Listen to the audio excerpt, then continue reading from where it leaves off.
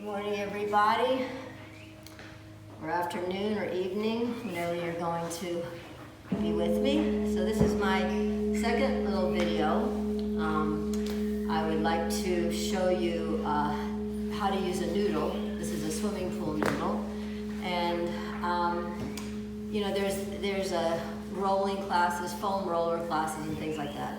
So this is different than a foam rolling class, and it's important that you know the context in which I'm using these noodles, and these are really pretty. These we can get at Price Mart in Costa Rica, so you guys look at Costco's or something.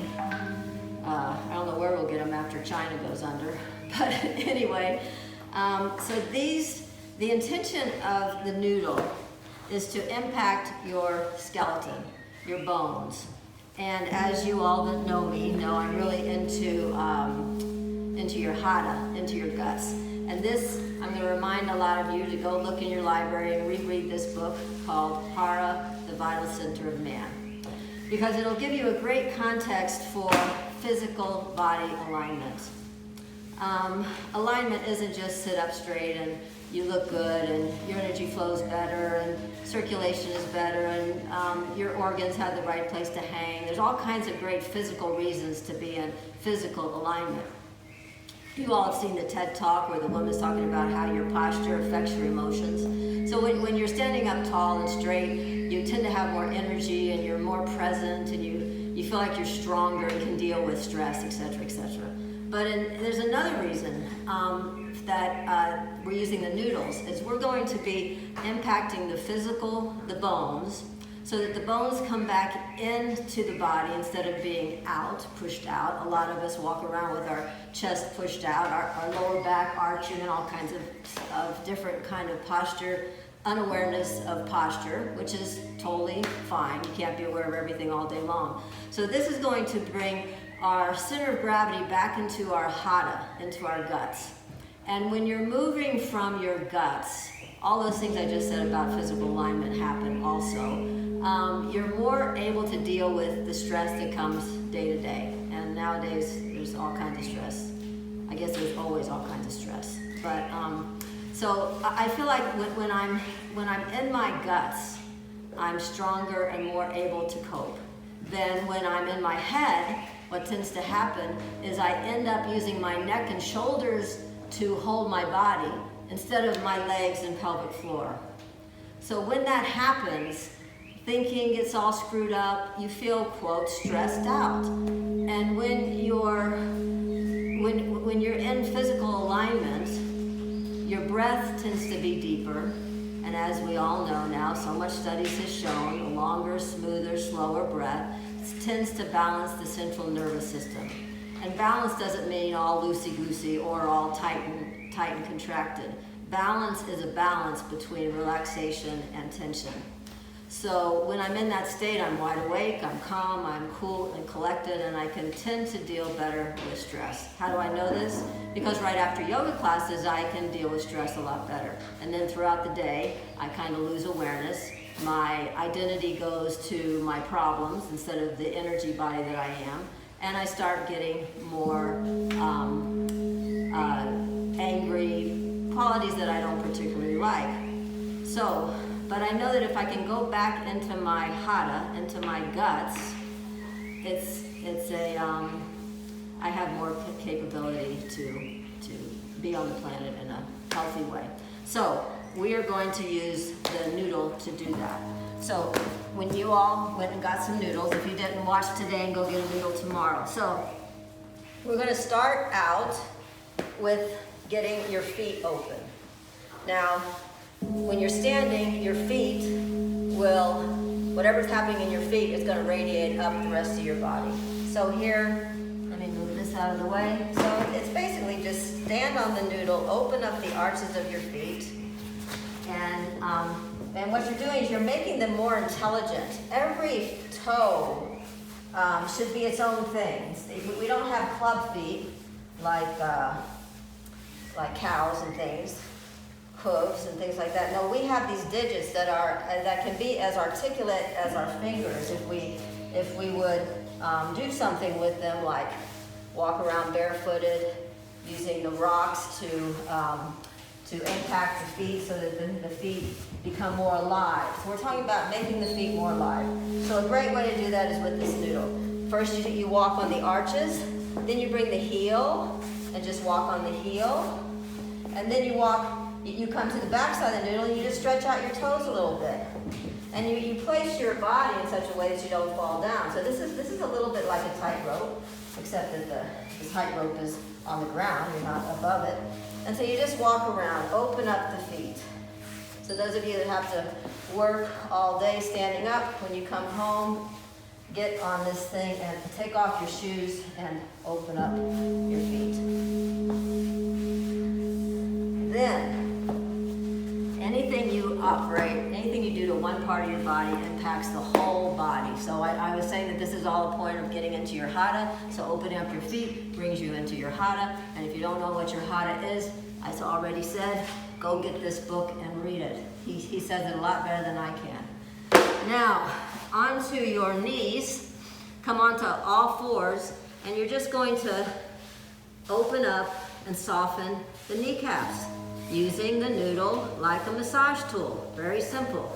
I'll turn this way, and we're walking along. So your hands aren't here, your hands are out here, you're in tabletop, and you're walking on the noodle on your knees. Then you want to come down to your shin bones. So the idea here is you're going to impact, I think, almost every bone in your body before the next half hour is up. So you come on your shins, and you walk on your shins.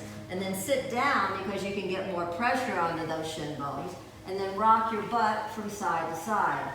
Just rocking from side to side. You scooch down another part of your shin bone and walk side to side. Any of you that used to jog, when I was, a long time ago, I used to jog a lot with these stupid jogging shoes, and I would get shin splits all the time. If I had known to get on a noodle, this would have really massaged out my shins and kept them from being so achy and solid and crystal and full of acids in that area, creating pain. So here, shin bones, you're just massaging, using the noodle to massage the shin bones. If you find a real achy part, just move off of it quicker, that's all. We're not trying to kill ourselves here.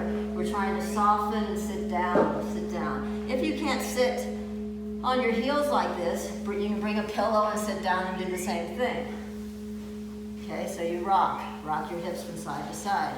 Let me show you how I'm doing it. Rocking my hips from side to side, side to side. Letting the weight of my body impact the shin bones. So you've done the shins. Now you're going to curl your toes under. Japanese love this position. I'll go here just to make sure you can see it. Curl the toes under and then sit down on the noodle. Hold the edges of the noodle so you feel a little in control here. And then you just rock from side to side, shifting from your little toe to your big toe. From the little toe to the big toe. Some people's little toes don't make contact with the floor, so go back there and pull your little toe, bend it and get it planted on the floor, and then go to your other little toe. Usually the other toes can bend, and if this is going ouch, ouch, ouch, you just lift a minute and stop and sit back down. Lift a minute and stop, and you'll be amazed. In about a week of doing this, you could just sit here forever. No more pain. But what we're doing here, what is this for? This is to stretch the ligaments or tendons. I don't know what they actually are. I've got to look that up. You guys can Google it. But it's to stretch that part of the toe, the back side of the toe, to get them nice and long so that when you're walking on your feet, you're actually grounded. Grounded means you're actually making contact as much as possible to the ground that you're walking on. And when you feel that, your whole body relaxes down into the pelvic floor and into the legs where it belongs. When your feet aren't grounded, the intelligence of your body knows, oh, I'm not really solid on my feet, so I better hold on some other way. And where it usually holds on is the neck and shoulders and the breath. So we're opening up the feet so that we start to feel very grounded when we're walking around barefooted. Good luck when you're walking around with shoes. You can be, especially high heels. High heel is high and you're ungrounded.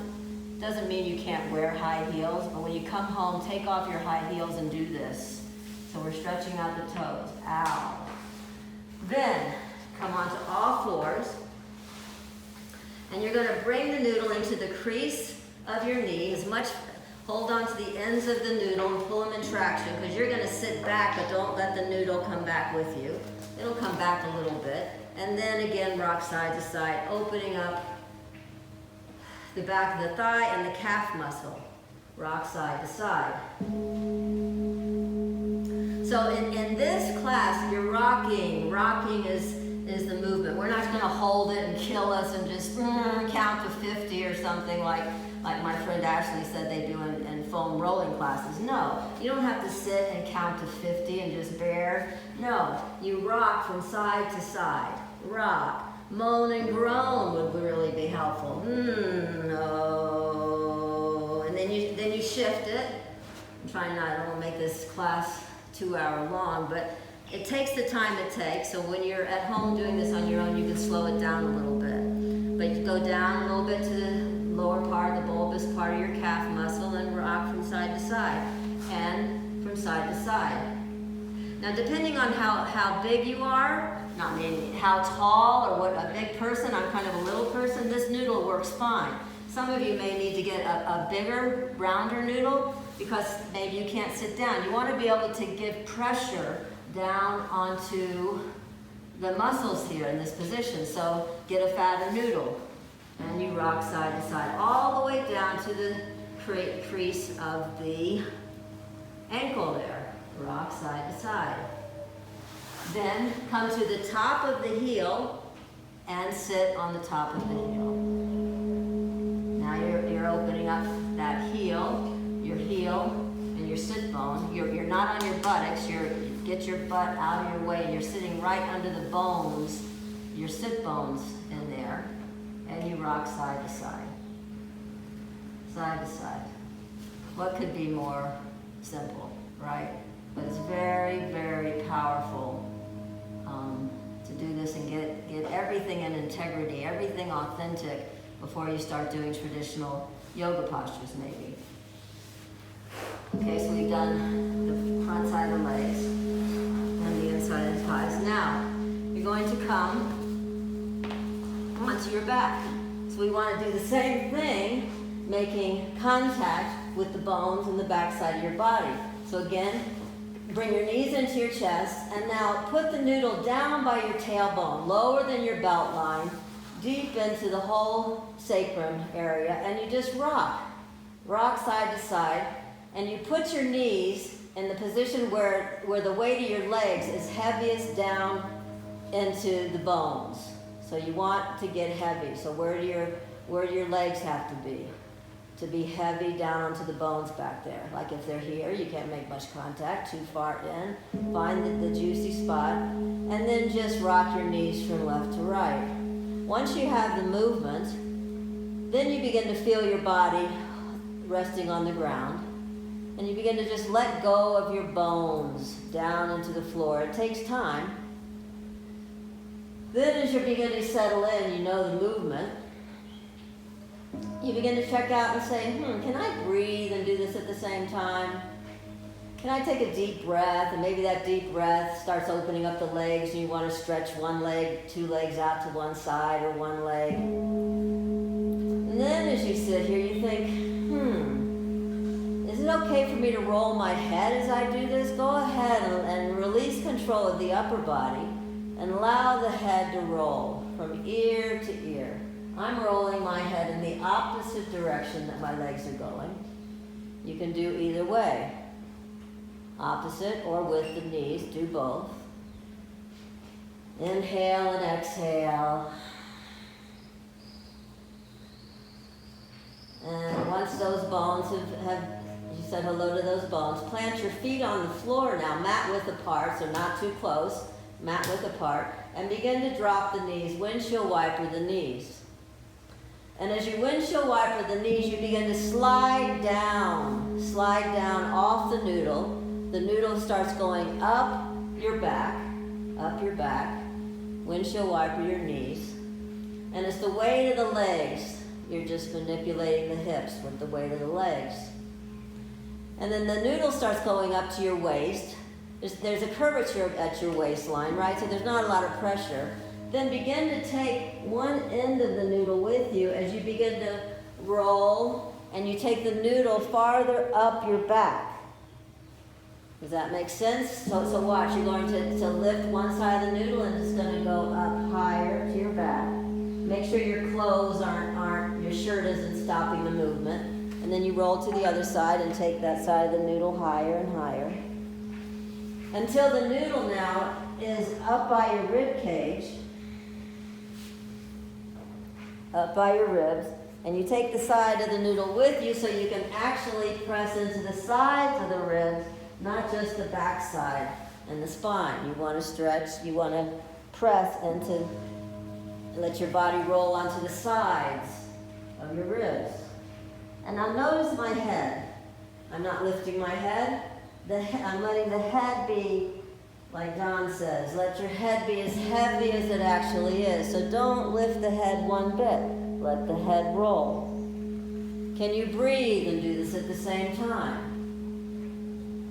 Heavy head. Knees are wide apart so that this is very effortless, very easy to do. And each time you're rocking, you're bringing that one end of the noodle, one edge of the noodle up higher. And when you get to this point where the noodle is almost at your bra strap, you don't have a bra strap, it's right between your shoulder blades, and then the armpits stop the movement. So bring your arms on the inside of the noodle and continue to take the journey up until the noodle is right between your shoulder blades, right between the shoulder blades. And we're going to get to a really juicy spot here, right between the shoulder blades. This is the cardio plexus, whatever that means. What it means to me, it's the back side of the heart. And then intertwine your fingers behind your head and lift your body off the floor so that you're hovering above the floor except at the point between your shoulder blades. And you're massaging with the noodle deep into the shoulder blades back there. Dig it in. And then rock your head from left to right and rock your hips from side to side. It's kind of like you're doing a little half moon hovering above the ground. Half moon on one side, half moon on the other side.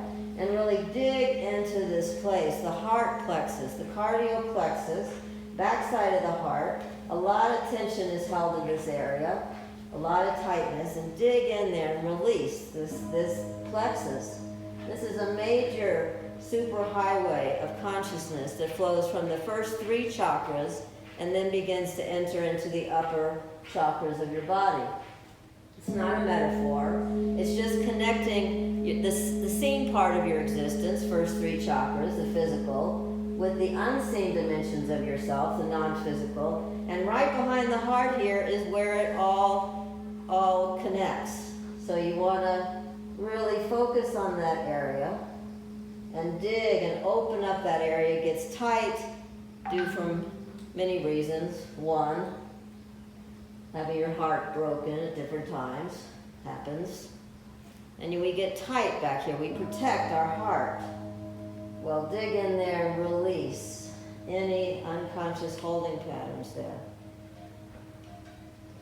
Because in the yoga that Don and I are doing these days, we do a lot of breathing work right into the backside of the heart. And then your head is up, so you're stretching the back of the neck, and isn't that great? We'll get to that in a minute. Can you breathe and do this at the same time? Your hips are off the floor, feet are planted on the floor, and then release. Release the head, hold on to the edge of the noodle, and begin to go a little higher until you come to the base of the skull. Take the noodle to the base of the skull, and then go to the bowl of the head. This is where another place we want to stay a minute, at the bowl of your head. The bowl of your head is not the base of the skull. It's a little higher, as if the back of your head were a bowl, and you could set that bowl into an indention in the floor. That's the bowl of your head. It's right at where a sweatband that you wear goes across the bowl of the head, across the temples, and around the front part of your forehead. So now we're going to roll the head along the sweatband so that the noodle is making contact with your head right above the ear, across into the temples. And then from SAY movements, you know the Kundalini roll, where you tuck your chin and roll onto your third eye and look back behind you. So you've got to keep the noodle in traction so the noodle doesn't slip away. Roll along the sweatband, tuck your chin, look behind, and press into the forehead. So it's a complete circle in a state of relaxation. How heavy is your head? When you allow your head to be as heavy as it actually is, let go. Let go. Can you do this and breathe at the same time? So you want the bones of your skull to be soft and malleable, and you know, if you go for years without any pressure on the skull begins to shrink. And as the skull shrinks, less oxygen gets to the brain, and they blame that on age. It has nothing to do with age, how much oxygen gets to the brain. It's how much you have space in there for the poor little brain to breathe. So by pressing into the skull bones, you're creating space for the stuff inside there to do its thing most efficiently. Okay, now rock yourself up. So we've done the whole back side, yes? Now we're going to do the front side. So I'm going to turn this way so you can see. Front side. Bring the noodle to right underneath your boobs, your chest, to the very top part of your rib cage. Bring the noodle right there. Bring the arms up over your head and just take a deep breath and exhale down and release your body weight down onto the noodle. Moan and groan.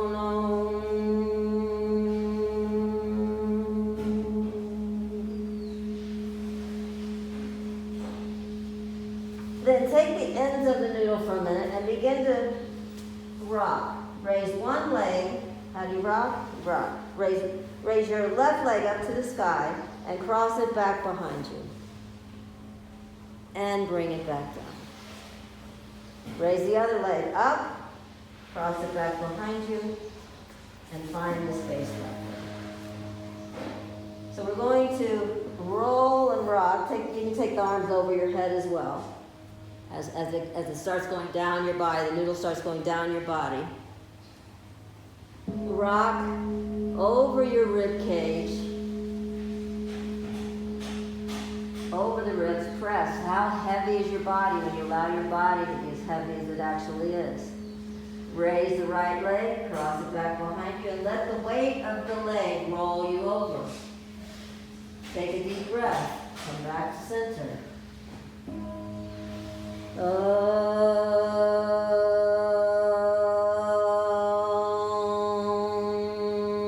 Long hum.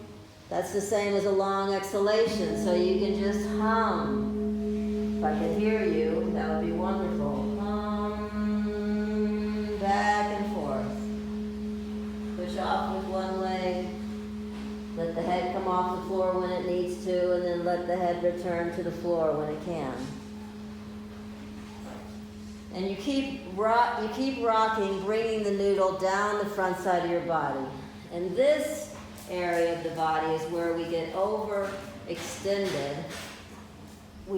Our chest puffs up and lifts out, and it draws us away from our core. So now we're bringing the ribs back in for the rest of the day so that those bones can stay in. The sternum can come dropping down. And our breath can get deeper because it starts coming from a deeper place instead of up high in the chest and shoulders and neck. So you want to bring your center of gravity, and that's what we're doing right here. just by bringing the bones in, we're drawing our center of gravity back down to the hada, back down to your guts where your center of gravity belongs. So we've got the ribs have been pressing down. Now we're coming into the soft part of the guts. So here, you get to use the noodle to squeeze the guts. The guts are the liver and all that stuff in there. It's kind of like a spongy material. And by pressing the noodle into your guts, you're actually squeezing out old stuff so that that can then be released out through the colon or the kidneys. Toxins don't go out through the blood. The blood has to stay very, very clean. So you squeeze out the organs and the toxins eventually get through the lymphatic system, eventually out through the kidneys or the colon. So now we're just squeezing the soft belly. When you roll over to your left side, that's your spleen, squeezing the spleen. It's good to kind of know a little bit of anatomy. Why? So that you can go in there and say hello to those parts when you're feeling them. So under your right rib cage is your liver and your gallbladder. Roll there and squeeze, let go. You feel something soft or uncomfortable, you can lighten up a little bit and then get heavier when you want to.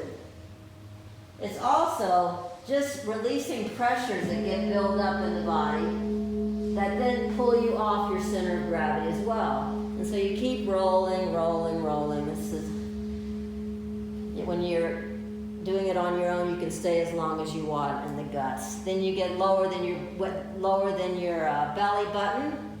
Now we're coming into the small intestines, pancreas. And just say good morning or good afternoon or good evening to all these amazing, intelligent stuff inside our body.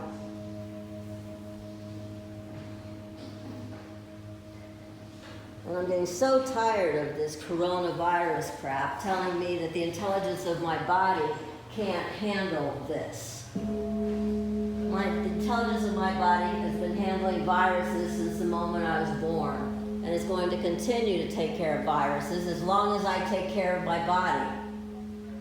So there's a ton of little viruses and crap in your abdominal area and everywhere else.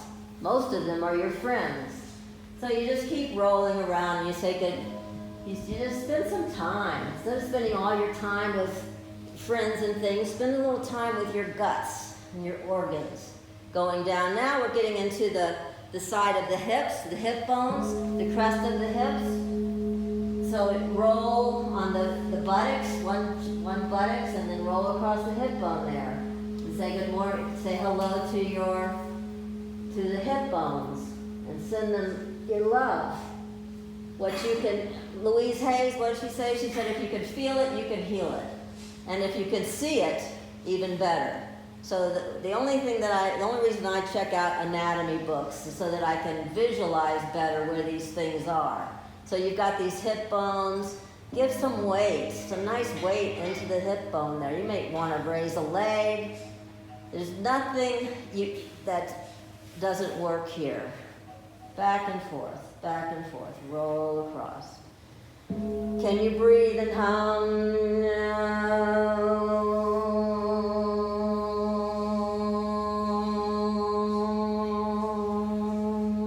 Now we're doing a 360 degree roll. 360 degrees roll, back and forth.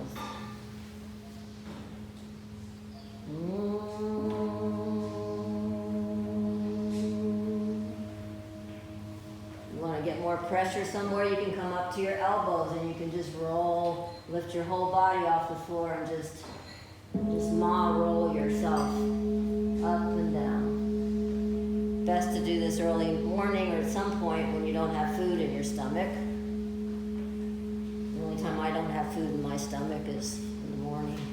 The rest of the time I'm eating. I think I'm a horse. Like I've been grazing like a horse, eating all the time. Okay, roll, roll, roll, roll, roll. So, I think that's it. I think we have we have impacted our entire skeletal structure. Yes? So you rock yourself up. Bring yourself up. Fix your clothes. Might as well use your noodle and sit on the edge of the noodle.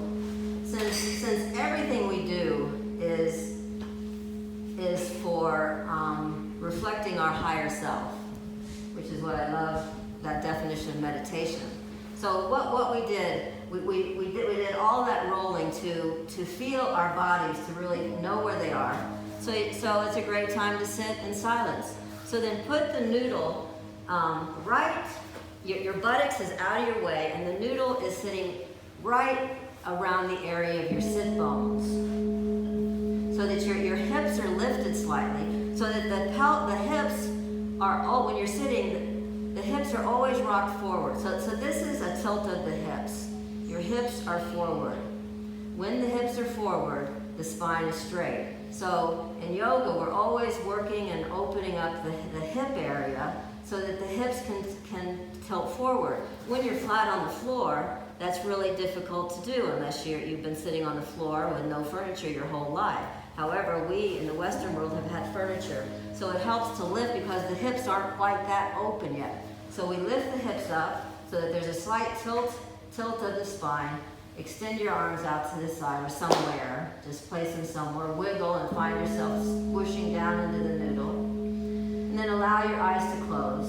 And with this impact of the noodle rolling, you should be able to feel your skeletal system a lot better than before. So allow your eyes to close. Finding the posture of the now, which means finding a posture that has a little more awareness in the way you're sitting. So we play a little game. Where's your head? Where's your head? Nod yes and nod no. Okay, nod yes and nod no. And then place your head consciously where the back of your neck is elongated a little bit. So you got the back of your neck elongated a little bit? Feel as if the crown of your head, you have a glass of water sitting on the crown of your head. So the crown of your head is behind the fontanelle. The fontanelle is forward. The crown is the highest point on your body when you've elongated your neck. So feel that point. Feel your Buddha ears. Remember Don teaching us about big Buddha ears. And allow your big Buddha ears to be big and take in every sound. Sounds will not disturb you. Sounds will take you deeper. And then as you keep on going down your body, you got your head present and in the now. Feel your sternum and tap your sternum and lift the sternum. Even though I just said we just brought the bones in, that doesn't mean that there's not a slight lift of the sternum. When the sternum lifts, drop the pubic bone down to the floor. So there's this long stretch happening from your pubic bone up to your sternum. Now, bring your awareness to the back side of your heart, that place we worked a lot with the noodle. Bring the back of your hand and just rub the back side of your heart. Bring it up as high as you can. If it doesn't go that high, just feel that area a little bit. And then feel as if puppet strings are lifting you from the back side of the heart. So you're lifting the sternum, but the back doesn't arch too much because you're lifting and breathing, bringing the breath into the back side of your heart. So we're going to do 3 short breaths into the back side of your heart and 3 short breaths down to your pubic bone. 3 short breaths into the back side of your heart and 3 short breaths down to your pubic bone. And then just sit, feeling very present, feeling your bones.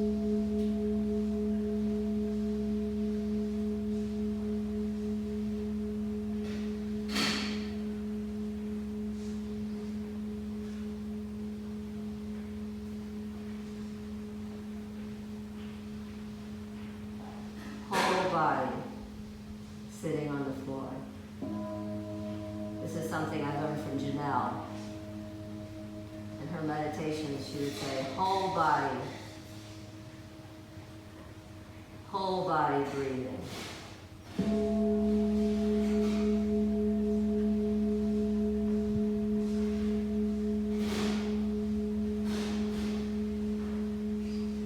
Whole body sitting on the ground.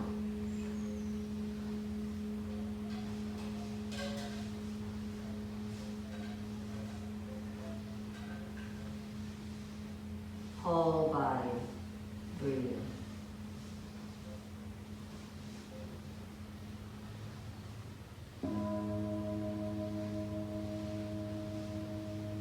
A deep breath, and as you exhale, hum with the sound of the gong. At any point that you're drawn to it, just add some sound and vibration to your meditation.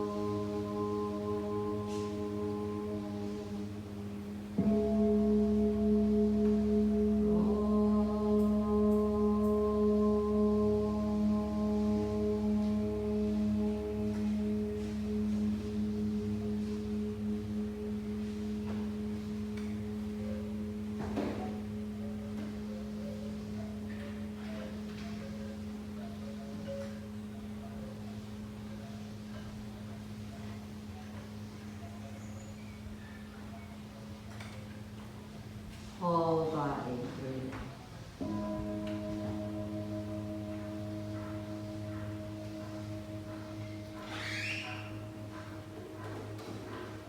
Sitting heavy in your sit bones.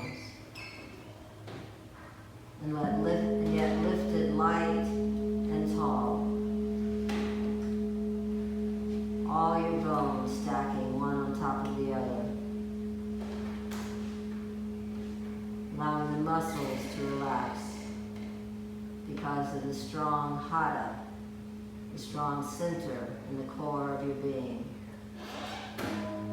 It's both a physical spot and it's both a beingness spot. As you sit in the center of yourself, your muscles can relax, the prana can flow.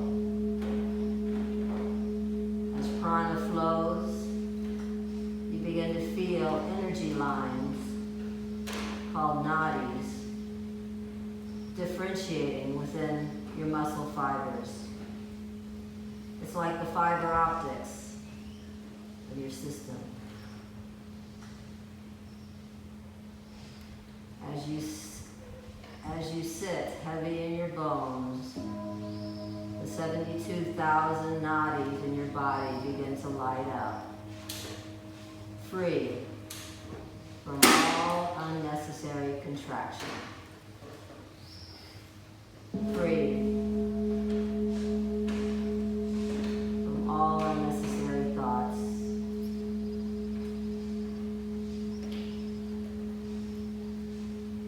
Bones heavy and stacked.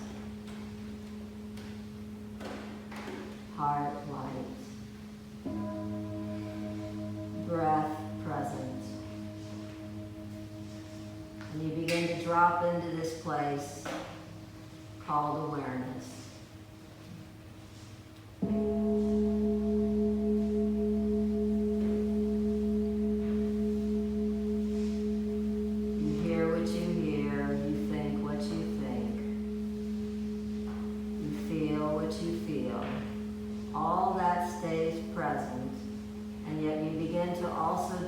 Into another dimension of yourself, pure awareness, that which is far beyond your intellect.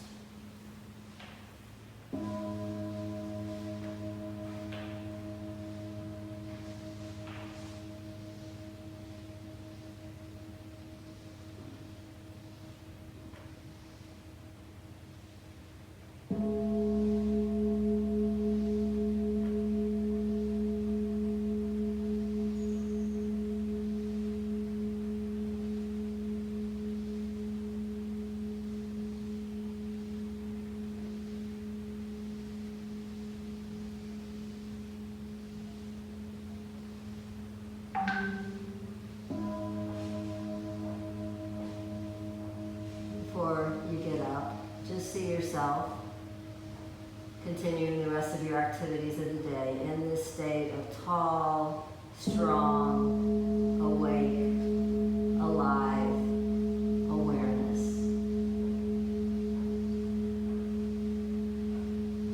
Nothing can hurt you, nothing can burn you, nothing can flood you. This place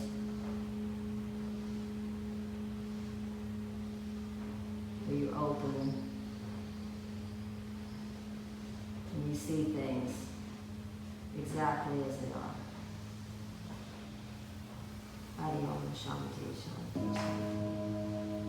Peace. Namaste, you guys. Thank you for joining me. See you next time. I'm not sure what we'll do, but I'm sure we'll have some fun.